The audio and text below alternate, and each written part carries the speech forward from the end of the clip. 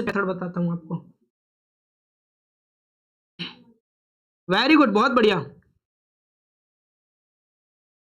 अब यहां पर आते हैं हम लोग अल्ट्रासोनिक पल्स वेलोसिटी टेस्ट। काफी अच्छा टेस्ट है, ये भी नॉन डेस्क्रिप्टिव टेस्ट होता है। इसमें भी संरचना का विनाश नहीं किया जाता। टेस्ट करने के लिए हम यहां पर कह देंगे कि कंक्रीट की क्वालिटी का और उसकी इंटेग्रिटी का परीक्षण करने के लिए अल्ट्रासोनिक पल्स वेग परीक्षण किया जाता है। यह परीक्षण कंक्रीट के अंदर की जो दरारें हैं, कोई कंक्रीट का सतह है उसके भीतर कोई दरार तो नहीं है, कोई उसमें खामी तो नहीं है, घनत्व में कोई असमानता तो नहीं है, इनका पता लगाने के लिए इस टेस्ट को करते हैं। इस टेस्ट को इसका पता लगाने करते हैं।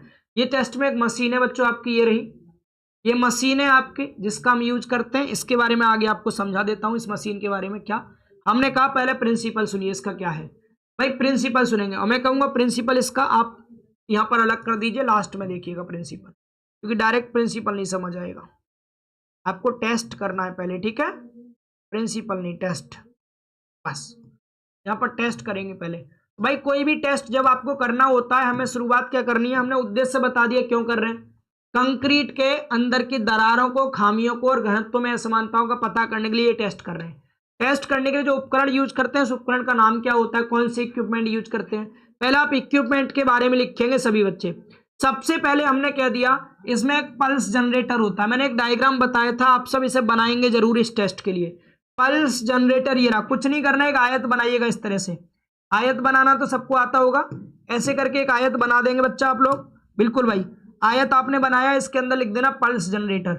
यहां से पल्स जनरेट होती है। पल्स बेसिकली तरंगें होती हैं कुछ आपकी, वो यहां से जनरेट होंगी, ऊपर को जाएंगी। ऊपर जाकर के यहाँ पर आपके ट्रेड्यूसर लगे होते हैं, ट्रेड्यूसर। ये ट्रेड्यूसर दो होते हैं बेसिकली। एक ट्रेड्यूसर आपको यहाँ पर दिखाई दे रहा है बच्चे, ये रहा ट्रेड्यूसर एक, ये रहा। इसको हम कहते हैं ट्रांसमिटिंग ट्रेड्यूसर। जो पल्स जनरेटर से पल्स जनरेट होकर के जा रही हैं, इन पल्स को ये ट्रांसमिटिंग ट्रांसड्यूसर यहां से ट्रांसमिट करेगा। ऐसे यहां से ट्रांसमिट किया इसने, तो यहां पर एक आप आयताकार ब्लॉक बनाना, इस पर कह देना ये कंक्रीट का ब्लॉक है। ये क्या बच्चों आपका, ये कंक्रीट का ब्लॉक हो गया, कंक्रीट ब्लॉक। ये कंक्रीट ब्लॉक है, तो कंक्रीट ब्लॉक में होकर के इन पल्स को ट्रांसमिट करने का काम होता है ट्रांसमिटिंग ट्रेड्यूसर का। दूसरी तरफ एक ट्रेड्यूसर होता है जिसे रिसीविंग ट्रेड्यूसर कहते हैं। ये इन पल्स को यहाँ पर रिसीव कर लेता है, रिसीव, ठीक है। इसने रिसीव कर लिया, तो मैंने यहाँ पर वही दिखा रखा है, इसमें देखिए ये आपका पल्स जनरेटर हो गया। इधर आपके यहाँ ट्रेड्यूसर है, एक ट्रांसमिटिंग दूसरा रिसीविंग। एक ट्रांसमिट करेगा पल्स को, दूसरा रिसीव करेगा, ये रहा। ये बीच में कंक्रीट का ब्लॉक था आपका, वही मैंने यहाँ दिखा रखा है बच्चे। ये पल्स जनरेटर हुआ, यहाँ से पल्स जनरेट होकर आगे गई। यहाँ पर ट्रेड्यूसर है आपका, ट्रांसमिटिंग ट्रेड्यूसर ने इधर को पल्स को आगे ट्रांसमिट किया। यहाँ पर रिसीविंग ट्रेड्यूसर ने इसे रिसीव किया, और आगे जाकर के इधर एक आपका रिसीविंग एम्पलीफायर है। इधर भी एक ब्लॉक बना देना आयताकार, रिसीविंग एम्पलीफायर हो गया। यहाँ से ये रिसीविंग एम्पलीफायर से सीधा आपका टाइम मेजरिंग सर्किट होगा। ये टाइम मेजरिंग सर्किट ये आपको मेजर करके बताएगा कि जो आपकी ट्रांसमिटिंग ट्रेड्यूसर से पल्स जनरेट होकर के रिसीविंग ट्रेड्यूसर के पास गई थी, तो यहां से एल लंबाई, मान लो पाथ की लेंथ हमने कह दिया एल है। सपोज करिए पाथ लेंथ क्या बच्चों, एल है। इस एल पाथ लेंथ से पास होने में इन पल्स को जितना समय लगा यहां से यहां तक जाने में, उस समय को ये टाइम मेजरिंग डिवाइस मेजर कर देगा। ऊपर एक डिस्प्ले लगी होती है, उस डिस्प्ले पर दिख जाएगा टाइम। ये टाइम डिस्प्ले यूनिट होती है। तो इन्हीं के नाम आपको यहाँ पर बता देने। पहले हमने कहा क्या बच्चे, पहले कहा हमने यहाँ पर कि हमारा एक पल्स जनरेटर है जो कि अल्ट्रासोनिक पल्स को उत्पन्न करेगा, जनरेट करेगा। दूसरा हमारे पास ट्रांसड्यूसर है बच्चों। ये ट्रांसड्यूसर क्या होते हैं, ये भाई पल्स को कंक्रीट के माध्यम से भेजने और प्राप्त करने के लिए यूज किए जाते हैं। भेजने वाला जो है वो आपका सेंडिंग या ट्रांसमिटिंग ट्रांसड्यूसर है, और दूसरा जो आपका रिसीविंग ट्रेड्यूसर। ट्रेड्यूसर या ट्रांसड्यूसर बात एक ही है, ठीक है।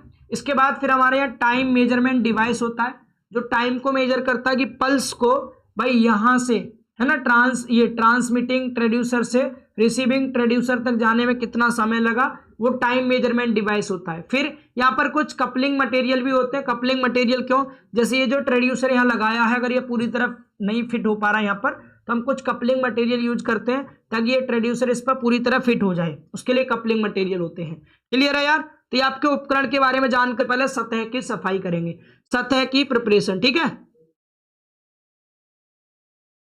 बोलिए, हमने क्या कह दिया भाई, तीर का निशान उल्टा क्यों है? कहाँ उल्टा है बेटा? उल्टा किधर है तीर का निशान? यहाँ से ऐसे जा रहे हैं ये ऐसे करके, फिर यहाँ से आगे गई यूं यूं यूं, यहाँ पर ये गई। टाइम मेजरिंग डिवाइस में बेसिकली आप पल्स कितने टाइम तक जनरेट हो रही थी वो भी मेजर हो जाता है, और जो आपकी पल्स यहाँ से यहाँ तक ट्रांसमिट हुई है बच्चे वो भी मेजर हो जाता है। ट्रांस मेजरिंग डिवाइस के साथ दोनों तरफ से एरो होता है, समझ पा रहे हैं? हर चीज पे ही मत किया करो, हर चीज का मतलब होता है गधे, बेवकूफ। मतलब होता है इसका एरो का भी। दांत निकाल रहे थे देर से।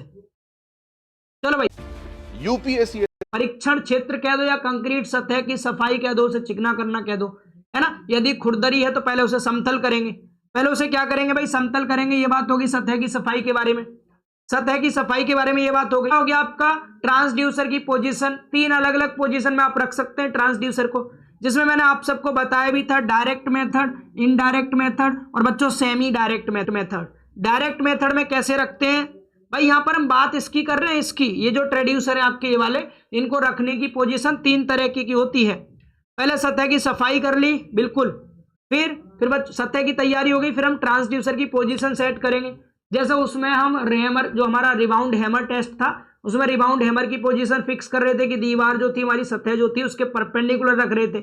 ऐसे ही यहां पर हम अपने जो आपका ये ट्रेड्यूसर होता है उसकी पोजीशन फिक्स करेंगे। तो डायरेक्ट, इनडायरेक्ट और सेमी डायरेक्ट 3 हो जाएंगे। हम क्या कर देंगे? हम दोनों अपोजिट डायरेक्शन में, कंक्रीट ब्लॉक है इसके एक इस साइड में, है ना, ट्रांसमिटिंग ट्रेड्यूसर इस साइड में हो गया, रिसीविंग वाला इसके विपरीत दिशा में, दोनों आमने सामने।